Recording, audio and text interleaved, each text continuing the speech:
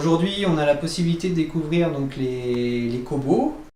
L'intérêt pour nous, en fait, c'est de faire découvrir cet outil à nos équipes de fabrication et de maintenance. D'où on voit vraiment l'intérêt en fait, de ce cobot pour substituer des opérations contraignantes ou des opérations répétitives à non valeur ajoutée pour nos équipiers. Il y a un autre but aussi, c'est de démystifier en fait, l'image que peut avoir un robot et le fait qu'il soit collaboratif et qu'on puisse être à proximité sans danger.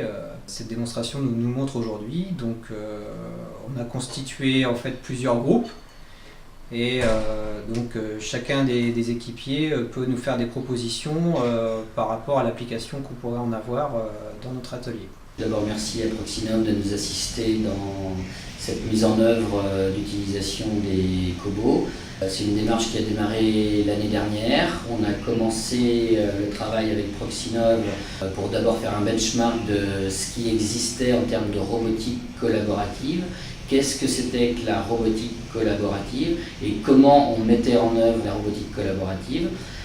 À l'issue de ce premier travail, on est arrivé donc sur un manuel de l'état de l'art qui nous permettait et qu'on a diffusé auprès des différents services industriels des différentes unités du groupe Atlantique.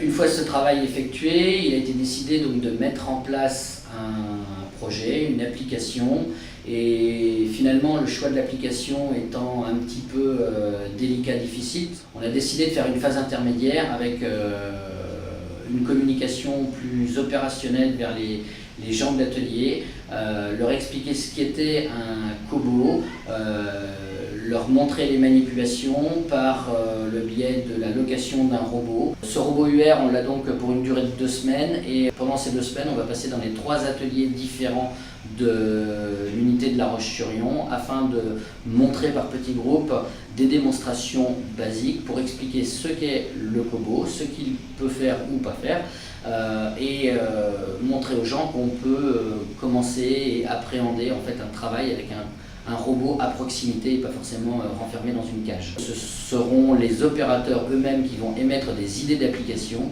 pour justement faire des chantiers d'application opérationnels qui auront lieu dans quelques mois, plutôt sur la fin de l'année.